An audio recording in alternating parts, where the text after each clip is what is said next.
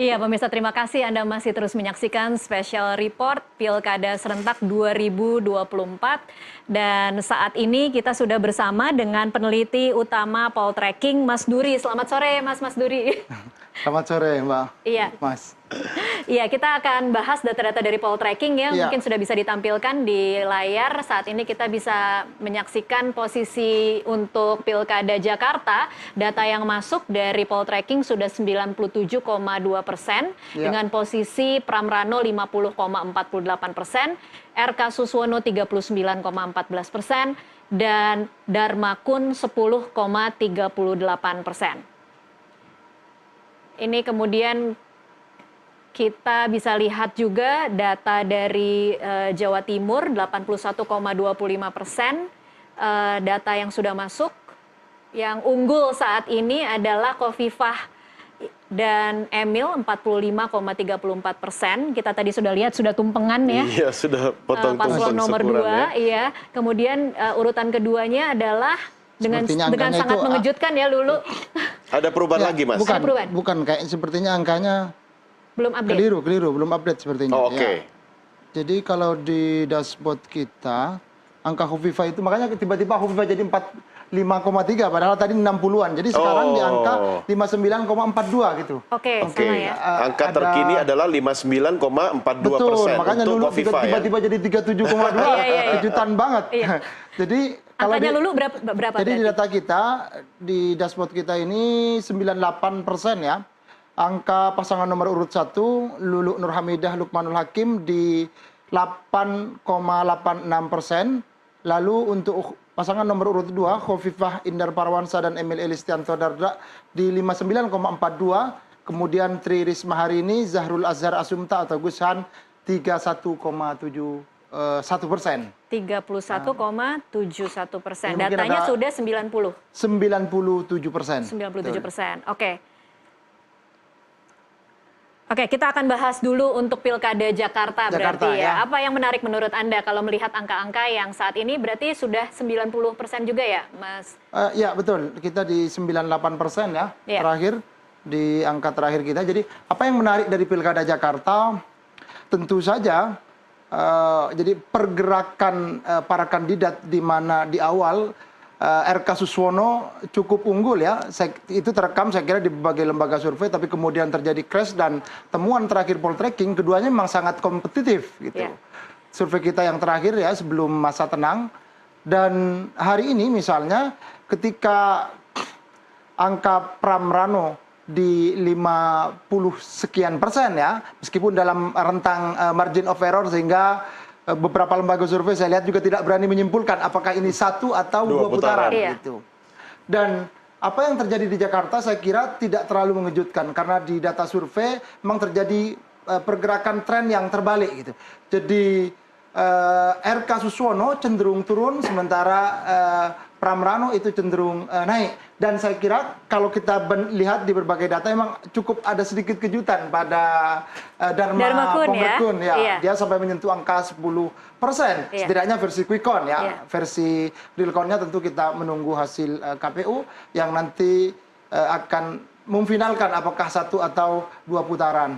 Nah, apa yang membuat peta politik Jakarta sebagaimana terpotret versi quick count hari ini misalnya, di ujung memang ada pergerakan politik yang cukup signifikan saya kira mengubah konstelasi politik di Jakarta. Dukungan Anies Baswedan ya kepada pasangan Pramrano, saya kira itu cukup menjadi kejutan elektoral di injury time, di mana kemudian anak Abah ya memberikan dukungan, bahkan kalau tidak salah sempat bertemu dengan Ahokers juga ya. Iya. Dan ini kan sesuatu yang pada 2017 lalu sangat kontras sekali, tetapi meskipun mungkin di elit ya, kita tidak tahu di akar rumput, tetapi kalau kita lihat data quick count kita misalnya, memang terkonfirmasi bahwa dukungan Anies itu cukup punya pengaruh yang signifikan. Okay. Gitu. Meskipun di sisi lain misalnya di Ridwan Kamil Suswono ada dukungan mantan presiden ya, Jokowi, kemudian di hari tenang, yang katanya suratnya ditulis dari Prabowo Subianto. Sebelum dari presiden kita Prabowo Subianto ada dukungan kepada Ridwan Kamil Suswono. Tetapi sepertinya dukungannya belum terlalu mungkin belum terlalu, masih agak sedikit setengah-setengah. Setengah-setengah hati ya. Dukungan setengah hati ya, jadi nggak Mungkin maksimal setengah ya. hati, kalau itu punya konsekuensi pada soliditas dukungan partai, saya kira akan sangat masif ya pergerakan partai, simpatisan dan konstituennya untuk memberikan dukungan pada RK Suswono. Tapi ini saya kira, tapi kita tidak tahu, tentu kita menunggu hasil KPU. Tapi kalau ternyata Pilkada Jakarta misalnya 2 putaran, tentu akan menarik gitu untuk kita perhatikan bersama. Karena Jakarta ini kan bukan hanya pertarungan RK Suswono dengan Pram Rano, tapi pertarungan para kingmakers ya, para figur-figur di belakangnya yang kita perhatikan misalnya cukup intensif ya, memberikan dukungan meskipun misalnya ada banyak yang memberikan catatan bahwa dukungannya sepertinya belum sepenuh jiwa gitu, masih melihat apa ya, yang Anda mungkin ada konsekuensi pada apa politik nasional di mana misalnya pemerintahan Prabowo Subianto berkepentingan terhadap PDI Perjuangan misalnya, atau ada hal-hal lain yang mungkin ingin terlihat mendukung tapi ya jaga jarak juga ya. Jaga jarak. Tapi juga, artinya kalau Anda katakan tadi dukungannya tidak sepenuh hati, kita saksikan juga mantan Presiden Jokowi kan juga turun ya di sini kan. Cuma memang tidak sepenuh hati gitu kan. Beda dengan di Jawa Tengah. Beda dengan di Jawa Tengah dan terbukti. Kan hasil, ya. Iya. Artinya ketika kalau kita bicara Jokowi efek, kalau Presiden Jokowi kemudian turun dengan sepenuh hati dan terang-terangan dan all out gitu, mungkinkah hasilnya akan berbeda? Ya, tapi ini bukan Jawa Tengah ya. Saya kira Jakarta ini kan juga unik. Pertama dia sampai sekarang kan masih ibu kota ya. Rencana pemindahan itu kan masih sedang dalam proses. Ibu kota, karakteristik wilayah dan penduduknya berbeda tentu dengan Jawa Tengah. Setidaknya kalau kita perhatikan di pemilihan legislatif kemarin antara PDI Perjuangan dengan PKS sama-sama cukup kuat ya. Meskipun kalau kita perhatikan karakter Jakarta memang agak tengah kanan ya, ketimbang tengah ke kiri misalnya. Artinya ini mengindikasikan bahwa ya tidak mudah untuk kemudian patronase politik itu bisa masuk dan punya pengaruh yang signifikan di Jakarta gitu. Karena meskipun waktu itu Jokowi sebagai presiden waktu di Pilpres 2017, meskipun itu masih periode pertama ya, tentu kan perlu jaga jarak, jaga image di hadapan pemilih kita. Tapi Jakarta ini saya kira tidak seperti Jawa Tengah, karakteristik dari pemilihnya, dan karena itu kalaupun dukungan all out dari mantan Presiden Jokowi misalnya diberikan kepada RK Suswono, ya mungkin akan lebih signifikan dari perolehan hari ini ya. Tetapi memang di last minute dukungan Anies itu saya kira juga sempat menjadi perhatian. Meskipun ada analisis misalnya bisa saja dari kelompok pemilih kiri misalnya, dari kelompok saudara-saudara kita dari pemilih non-muslim misalnya akan justru menjaga jarak. Tapi fakta per hari ini kan setidaknya dukungan pada Pram Rano dari data Quick Count kita memang cukup solid. Setidaknya kalau versi Quick Count kan di atas 50, meskipun kita sedang menunggu apakah akan satu atau dua putaran. Kalau boleh kemudian kita mengkritisi rasionalitas pemilih Jakarta dan Jawa Tengah yang berbeda, itu perbedaannya di mana sebenarnya? Dan apakah militansi rasionalitas pemilih itu sangat kuat atau bisa dipengaruhi? Kalau memang bisa, apa yang bisa memengaruhi? Oke, jadi kalau di Jawa Tengah misalnya kalau kita perhatikan setidaknya ada dua variabel yang cukup signifikan. Pertama ada PDI Perjuangan ya, kita tahu kerap muncul istilah misalnya Jawa Tengah itu adalah kandang banteng ya, di mana misalnya memang dominasi PDI Perjuangan cukup signifikan, meskipun berdasarkan hasil pileg kemarin kemenangan di Jawa Tengah tidak terlalu mutlak ya, karena tadi ada kontestasi Pilpres misalnya yang berbarengan dengan pelaksanaan pemilihan legislatif, kemudian juga mendowngrade secara persentase perolehan suara PDI Perjuangan. Nah, sebelum ke sana, yang kedua ada NU. Saya kira para Nahdlatul Ulama di Jawa Tengah juga cukup dominan. Data poltreking itu menunjukkan ya sekitar 79 atau hampir 80% gitu.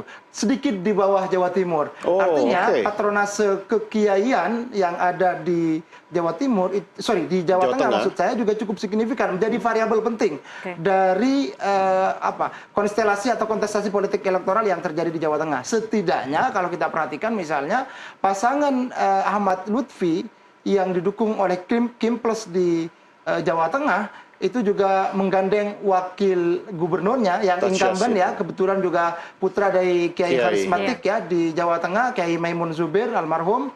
Dan ini menunjukkan bahwa jadi dukungan basis NU, kemudian pesantren misalnya di Jawa Tengah juga punya pengaruh yang signifikan, menjadi bagian dari pertimbangan elektoral yang itu akan kontributif secara suara kalau ada kontestan dari basis tersebut. Nah, soal faktor NU di Jawa Tengah ternyata punya sumbang suara berbeda dengan PDI Perjuangan di Jawa Timur di basis NU ya, berbeda ya? Betul, ya. Nah, ini uniknya di sini. Kenapa unik? Karena ada faktor lain. Jangan lupa, di sebelah kan ada faktor Mega, Wati, kemudian ada Ganjar juga ya, ada PDI Perjuangan, tapi di sebelah ada Joko Widodo, ada Prabowo Subianto, juga ada faktor NU ya yang juga punya pengaruh. Nah, artinya Jokowi sebagai jadi bicara Jokowi ini kan juga bicara PDIP. Di masa lalu dia orang kader PDI Perjuangan yang kemudian maju sebagai calon presiden, kemudian memenangkan Pilpres 2014 dan 2019.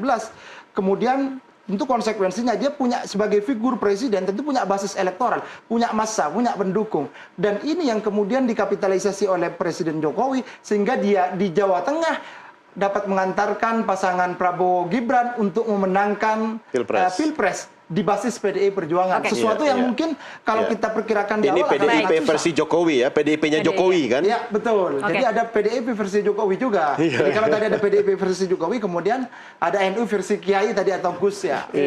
Mas Duri, kalau lihat data poltreking untuk Jawa Tengah seperti apa? Kemudian kalau dibandingkan dengan survei terakhir dari poltreking, bagaimana Anda memaknai angka-angkanya? Di Jawa Tengah kita tidak ada quick count, tapi kita ada survei ya. Memang di survei kita sejak awal yang unggul memang Ahmad Lutfi. Ahmad Lutfi, oke. Ahmad Lutfi Taj Yassin gitu. Jadi kalau hari ini di berbagai quick count misalnya memenangkan Ahmad Lutfi Taj Yassin sebenarnya tidak terlalu mengagetkan. Iya. Memang sejak awal sudah diprediksi melalui survei ya. Oke. Balik lagi ke Jakarta, kalau Anda melihat partisipasi pemilih seperti apa kemudian dibandingkan dengan Pileg dan Pilpres kemarin? Ya, kalau partisipasi pemilih tentu nanti angka clear-nya kita akan dapat ya dari KPU. Tetapi tingkat partisipasi tentu saja punya konsekuensi ya terhadap perolehan suara masing-masing pasangan calon di Jakarta. Tapi kalau kita perhatikan misalnya antusiasme ya dari pemilih di Jakarta saya kira juga cukup signifikan meskipun tentu eskalasinya tidak sekeras di Pilkada 2017 gitu. Tapi kita bisa saja ini mungkin akan terjadi di putaran kedua itu, karena pasti akan semakin menarik kalau misalnya Pilkada di Jakarta nanti sampai kepada putaran Menurut kedua. Anda kalau di putaran kedua akan lebih naik atau lebih turun partisipasinya? Potensi prediksi saya akan semakin tinggi. Kenapa? Karena porosnya jadi dua poros tentu akan mengkristal ya, betul. Antara kalau di sebelumnya kan ada cebong kampret ya, istilah yang kemudian kerap diasosiasikan pada pendukung Prabowo dan Jokowi misalnya. Sekarang misalnya setidaknya versi anak Abah dengan Ahokers kan udah bersatu. Dan sebelumnya juga cebong kampretnya kan udah selesai dari Prabowo dan Jokowi misalnya. Saya nggak tahu apakah nanti akan ada istilah lain gitu kan untuk menggambarkan betapa tajamnya ya. Betapa tajamnya atau dampak dari pilihan gubernur misalnya pada kohesi sosial yang ada di Jakarta. Oke, baik. Kita masih akan lanjutkan lagi nanti setelah jeda azan maghrib. Pemirsa tetaplah bersama Special Report Pilkada Serentak 2024. Kami akan kembali sesaat lagi. Ya, pemirsa, meski tidak sepenuhnya kita mendengarkan keterangan yang disampaikan oleh tim pemenangan dari Pramono Rano tadi, tapi dari hasil informasi yang kami dapatkan bahwa tim pemenangan Pramono Rano sudah menyampaikan deklarasi menang 1 putaran. Nah, sebelum ke Jawa Timur, gimana Mas Duri? Ya, namanya klaim kan boleh silakan gitu. Tapi kan pada akhirnya tetap kita menunggu hasil resmi dari KPU. Tapi kalau versi quick count kita memang belum bisa memberikan kesimpulan. Tapi mereka memang harus membangun narasi optimisme. Karena dari sekian atau dari 2 calon, dari 3 calon maksud saya, Pramrano yang versi quick count ya menembus di 50%, meskipun tadi saya perhatikan ada yang di 49, sekian persen. Sebenarnya belum bisa dibilang satu putaran ya. Betul, karena ini kan hitung cepat ya. Secara metodologis dia ada konsekuensi margin of error. Tentu saja kalau dari kami ya sebagai lembaga survei belum bisa memberikan kesimpulan siapa apakah satu atau dua putaran. Tapi mereka kan tim pemenangan, tentu harus bangun optimisme. Tapi kalau by data secara ilmiah ya kita belum bisa memberikan kesimpulan satu atau dua putaran sampai keluar hasil penghitungan resmi. Iya, tapi kalau yang Jawa Timur sudah potong tempeng boleh dong. Betul. Jadi di Jawa Timur memang secara perolehan suara tidak ada yang terlalu mengagetkan ya. Di prediksi atau di survei Poltreking memang perolehan Khofifah Emil itu pada kisaran 60 atau pada kisaran 60-an% gitu. Dan hari ini misalnya tadi ada 59, sekian, ya naik turun lah. Kadang 60% menyesuaikan atau ya data progres data masuk terus berjalan, tapi per data yang kepantau di sistem kita 59 ya, 29%. Artinya sudah di atas 50%. Kalau di Jawa Timur kan tidak mensyaratkan 50 plus 1 gitu. Iya. Dan kalau dibandingkan dengan survei terakhir Poltreking di Jawa Timur seperti apa, Mas? Ya, perolehan suara Khofifah Emil di angka 60%. Memang di 60%. Berarti betul. kemudian kalau melihat paslon 1 dan paslon 3 ada yang cukup mengagetkan tidak, Mas? Di Lulu Lukman, meskipun kita ada predictive model yang dilakukan oleh Poltreking memang ya pada kisaran 5 ya sampai 8%. Iya. Ya, tapi dia kan udah mendekati 9%, lumayan lah. Iya. Kalau di survei-survei di jauh-jauh hari kan 2-3% Iya, gitu. kecil Tapi sekali di ujung ya, kita waktu memang sempat prediksi pada kisaran ya antara 5 sampai 10%. Kemudian Risma ya pada kisaran 25 sampai 30-an% dan ini terjadi hari ini. Memang Jadi tidak ada yang tidak terlalu mengejutkan. Tidak terlalu mengejutkan. Tapi memang cukup signifikan apa ya? Jadi di awal kan Khofifah Emil itu cukup signifikan angkanya. Artinya apa yang dilakukan oleh Risma Gushan juga cukup apa ya? Pergerakan politik yang dilakukan memang cukup baik juga sehingga angkanya angkanya tidak terlalu kecil. Angka survei terakhir berapa untuk Risma? Di kisaran 25-27% ya. Jadi hari ini cukup baik ya, kemudian bisa naik. Betul ya, meskipun tentu apa ya pertahanan dari Khofifah ini juga sangat baik gitu. Dia incumbent pernah 4 kali ya dengan sekarang mengikuti kontestasi pilkada.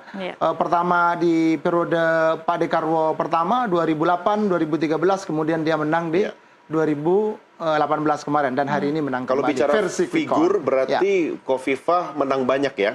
Kemudian 2 periode terakhir kan pasangan sama Emil Dardak. Dan itu kan soliditas mereka sangat tampak nyata sebagai ketokohan di masyarakat Jawa Timur. Anda menilainya seperti apa? Ya, saya kira memang kombinasi 2 pasangan itu sangat baik ya, akur gitu. Saya kira ya, maaf. Beberapa daerah lain kan biasanya nomor 2-nya pengen jadi nomor 1 kan? Jadi apa ya, nilai-nilai ke Jawa Timuran memang kita lihat memang cukup baik dipraktekkan. Betul, kesantunan politiknya sangat baik. Ada keagrapan ya yang dibangun karena mereka merasa ya sebagai bagian dari pasangan calon, sebagai bagian dari pasangan gubernur dan wakil gubernur di sebelumnya, tentu mereka memang harus bersama-sama kan bareng-bareng membangun Jawa Timur. Dan apa yang mereka lakukan 5 tahun terakhir hari ini ditunjukkan gitu kan, berhasil. Kalau wakil gubernur sudah 2 kali, boleh maju untuk gubernur kan? Iya, kalau gubernur kan udah nggak bisa. Betul. Nah, kalau wakilnya mau maju gubernur bisa kan? Bisa, betul. Nah, berarti peluang Emil untuk periode berikutnya sangat terbuka luas. Betul sekali. Jadi dia memilih bersabar ya untuk mendampingi 2 periode dengan gubernur Khofifah ya. Daripada maju sekarang misalnya. Dan yang menarik juga jangan lupa, ini calon gubernurnya semua perempuan. Setidaknya pada level provinsi saya lihat memang satu-satunya ya. Representasi ada emak-emak, ibu-ibu di Jawa Timur yang sama-sama maju sebagai calon gubernur, dan ini saya kira contoh yang baik ya bagi daerah-daerah lain. Gitu. Kalau melihat latar belakang parpol pendukungnya, ini kan adalah kemenangan dari Kim Plus berarti ya, karena ini adalah calon yang didukung oleh 15 parpol di belakangnya. Apa artinya ini untuk 2029, Mas? Untuk 2029 baru 2024 ya. Ya, tapi apakah kemudian 2029. Jawa Timur sudah bisa dikatakan Kalau aman? kita perhatikan peta politik di Jawa Timur ini kan seperti replika Pilpres ya, meskipun ada Kim Plus ya, ada pergeseran dari Nasdem dan PKS. Pasangan nomor urut 1 itu kan representasi dari Anies Imin, pendukungnya itu ada Partai Kebangkitan Bangsa. Iya. Yang geser kan tadi Nasdem sama PKS. Kemudian nomor urut 2 ada Prabowo Gibran ya, partainya yang mendukung Hovifah sekarang plus Nasdem dan PKS.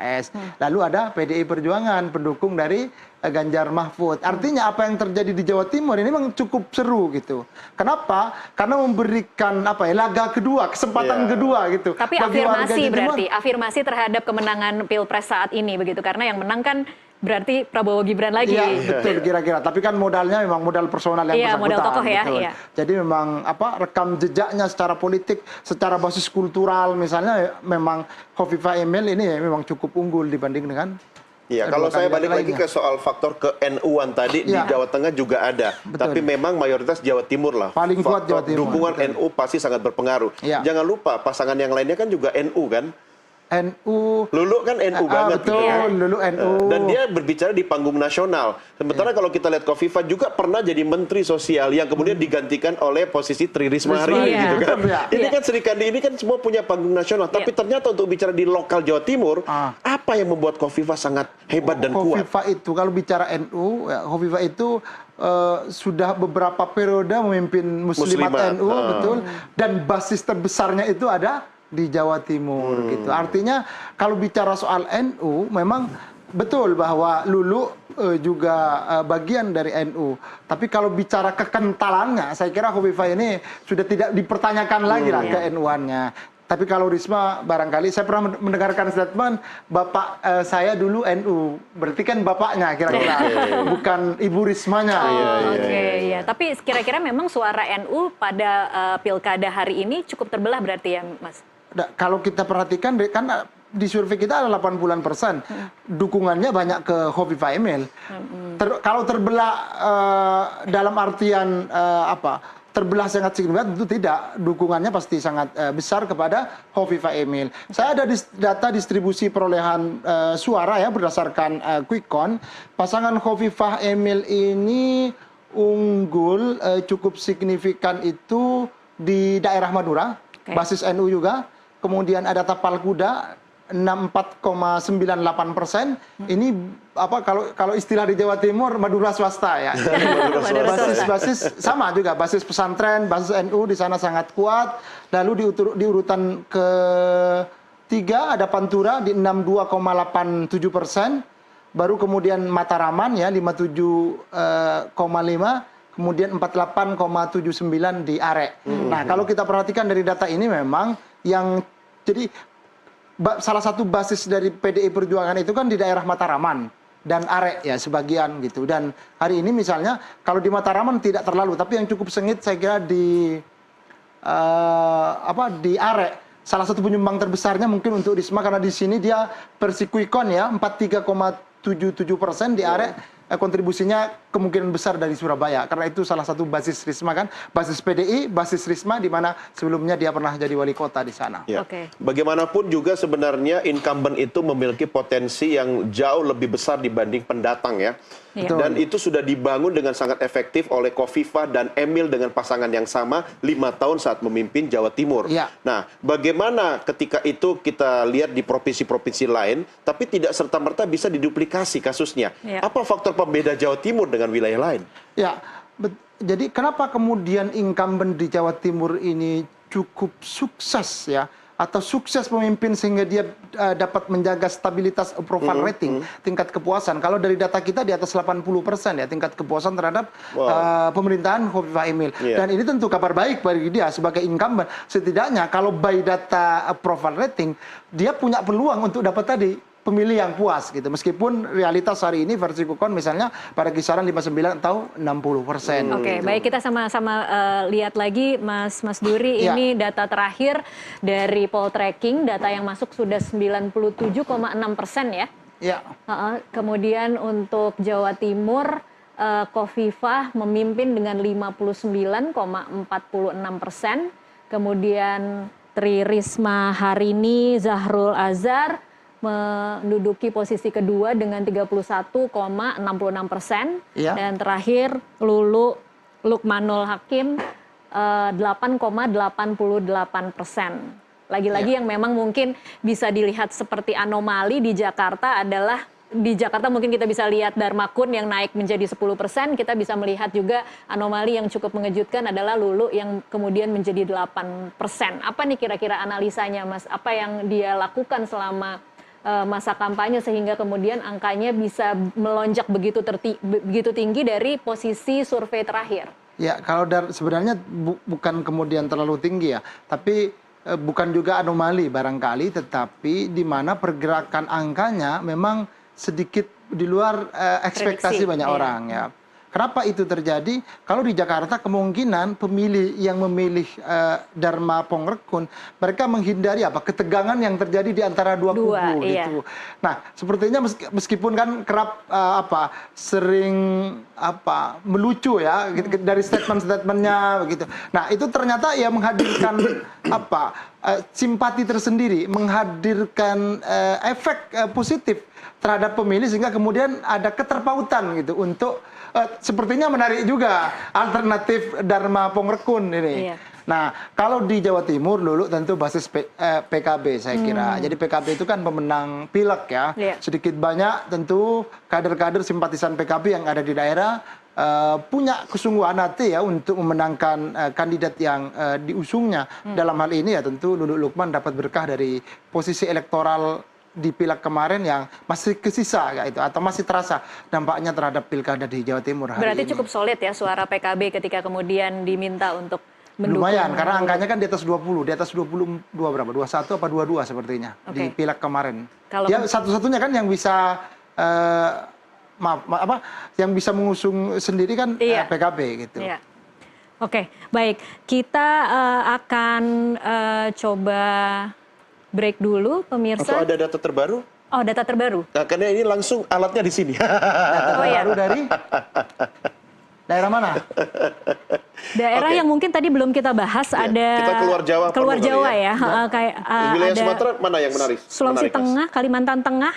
Boleh Kalimantan Tengah. Kalimantan Tengah. Cukup kompetitif ya antara pasangan calon nomor urut 2 dan 3. Nomor 3 ini kan representasi incumbent yang hari ini Ini Kalimantan Tengah datanya benar ya, Mas? Wakilnya. Sudah 83% data. Ya, angkanya berapa? Angka tertingginya di 37,5 paslon nomor urut 3. Iya. Kemudian disusul paslon nomor urut 2 di 36,69. Iya. Kemudian paslon nomor 1 20,37% dan terakhir paslon nomor 4 5,44%. Iya. Benar ya datanya seperti ini ya. ya. Oke, 83%. Apa yang menarik dari pilkada di Kalimantan Tengah Ya, Mas? saya kira pasangan nomor urut 2 ya, dia memang ada ada kenaikan yang cukup signifikan dan ini tentu menarik ya untuk kemudian diperhatikan. Jadi ini kan pertarungan antara incumbent, antara keberlanjutan dengan perubahan gitu. Keberlanjutan itu direpresentasikan oleh Agustiar Sabran dan Edi Pratowo, di mana saudara dari Agustiar, tepatnya adiknya, menjabat sebagai gubernur, kemudian wakil gubernurnya hari ini adalah wakil gubernur incumbent hari ini di Kalimantan Tengah. Artinya dari sisi secara peta politik Agustiar Sabran Edi Pratowo sangat diuntungkan karena dia representasi dari incumbent dan tingkat kepuasan terhadap incumbent juga cukup baik di Kalimantan Tengah. Dan representasi dari perubahan ada dari nomor urut 1, nomor urut 2, nomor urut 3. Tapi yang paling diuntungkan hari ini berdasarkan data quick count kita adalah pasangan Dadal Sahkoyem dengan Sopian Hadi gitu. Oke. Kalau lihat angkanya sudah bisa diprediksi menang belum, Mas? Ini kompetitif, ada potensi untuk ke MK. Oh begitu. Sepertinya, ya. Oke.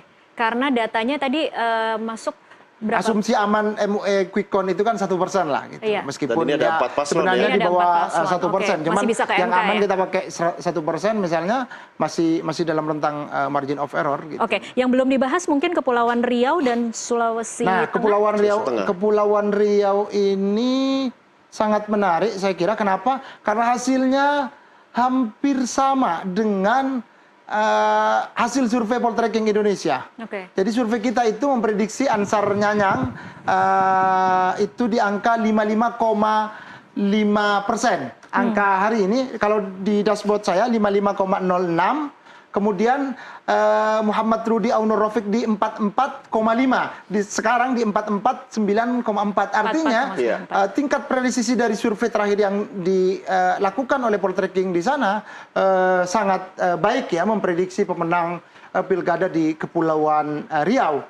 Dan ini sudah aman berarti ya? Berarti bisa diprediksi bahwa bisa pemenangnya adalah paslon nomor urut 1. Pemenang pilkada Kepulauan Riau Ansar Nyanyang Haris, Ansar Ahmad Nyanyang Haris Pratamura versi quick count. Versi quick count, Nah, ada yang menarik di sini. Kenapa? Karena secara distribusi DPT paling besar itu ada di Kota Batam. Hampir 60% DPT di Kepulauan Riau ada di Kota Batam. Dan Muhammad Rudi adalah wali kota Batam, incumbent ya kemarin gitu, yang kemudian maju. Jadi sama-sama incumbent, satunya incumbent gubernur, yang satu incumbent wali kota dengan DPT terbesar. Dan wakilnya Auno Rafiq adalah Bupati Karimun, di mana Karimun juga DPT terbesar kedua gitu. Nah, memang yang menarik, kenapa kemenangan ada pada Ansar Nyanyang? Karena Ansar Nyanyang ini mampu menggait pemilih, terutama yang ada di Kota Batam. Dari data-data sebelumnya yang dimiliki oleh Poltreking, Ansar Ahmad di Kota Batam itu sebenarnya cukup berjarak di awal. Kemudian kompetitif sampai hari ini misalnya di data quick count kita dapat melampaui. Kalau dari data quick count kita di Kota Batam itu 52,22% gitu. Kemudian di Karimun ya 50,25 gitu. Artinya dua basis wilayah ini yang cukup menguntungkan bagi Ansar Nyanyang, karena di Tanjung Pinang misalnya Karimun, Bintan dan seterusnya dia menguasai memang kantong unggul suara ya. Betul. Pokoknya kuncinya Kota Batam sama Karimun. Betul. Baik. Dua wilayah itu yang punya kontribusi signifikan. Artinya ini kan cukup, kalau di Karimun cukup kompetitif. Seandainya berjarak barangkali akan ada konsekuensi secara elektoral terhadap perolehan hari ini. Sulawesi Tengah terakhir mungkin kita bisa perbarui datanya, bisa dimunculkan lagi Sulawesi Tengah. Sulawesi Tengah saya kira juga menarik ya, karena ada. Iya, ini angkanya benar nggak ya Mas? Sudah 87% ya? 87%. Ya betul, 87% angkanya. Unggul di paslon nomor urut 2. Ya. 45,21%. Betul, sama persis ini dengan data di dashboard saya. Paslon nomor urut 1 37,42 dan paslon nomor urut 3 17,37. Ini juga sudah bisa dipastikan versi quick count pemenangnya adalah paslon 2 atau angkanya sudah 87 gitu. Ya, Artinya ya sepertinya akan sangat susah ya untuk bergeser. Tidak ada potensi ke MK. Berat ya, karena jauh ya. 37. Karena jauh bedanya ya selisihnya. Berapa? Berarti sekitar 7% ya. 8%-an gitu. Berjarak saya kira akan susah gitu kalau kemudian dibawa ke MK. Paslon 1 dan 2 ini sangat sengit ya. Kalau kita perhatikan misalnya selama masa kampanye, tapi pada akhirnya kan pemilih yang menentukan gitu. Akhirnya ya yang memenangkan pilkada kemungkinan besar versi quick count ya, setidaknya dari data kita pasangan Anwar Reni hari ini. Baik. Terakhir mungkin ini closing statement Mas Dori, apa yang perlu diantisipasi dalam beberapa hari ke depan kira-kira harus seperti apa? Sampai KPU ketok palu ya. Sampai KPU ketok palu. Kalau apa yang diantisipasi, saya barangkali lebih akan bicara soal penyelenggaraan pilkada serentak kita hari ini. Ini adalah sejarah baru bagi politik Indonesia, dan kita semua pemilih dan semua yang terlibat dalam proses ini tentu menjadi bagian ya dari proses politik yang terjadi. Maksudnya sejarah baru tapi dengan banyak wajah lama gitu. Bisa juga demikian gitu. Sejarah barunya karena 545 ya, sangat ya. besar saya kira. Ini dalam sejarah kita juga sangat penyelenggaraan pilkada atau pemilu paling pesta besar, demokrasi terbesar di dunia bahkan di dunia betul. Dan karenanya ini kan ruang yang diberikan kepada pemilih gitu dengan kedaulatannya untuk memilih pemimpin terbaiknya. Dan ya kita berharap bahwa proses ini semakin mendewasakan proses demokratisasi yang berlangsung di Indonesia, dan seluruh pemilih yang hari ini menggunakan hak pilihnya ya mudah-mudahan menikmati hasilnya gitu. Dan tentu saja apapun hasil dari KPU nanti itu adalah konsekuensi pilihan dari saudara-saudara kita semua, dari seluruh pemilih yang ada di Indonesia, ya, dan kita harus menikmati dan menjalani proses itu. Dan tentu saja sebagai bagian dari pemilih kita harus ya menjadi kontrol terhadap jalannya pemerintahan. Ya, baik. Terima kasih Mas Duri, terima kasih. peneliti utama dari Poltreking. Iya, baik. Dan pemirsa tetaplah bersama Special Report Pilkada Serentak 2024. Kami masih akan kembali usai jeda. Terima kasih, Mas. Terima kasih.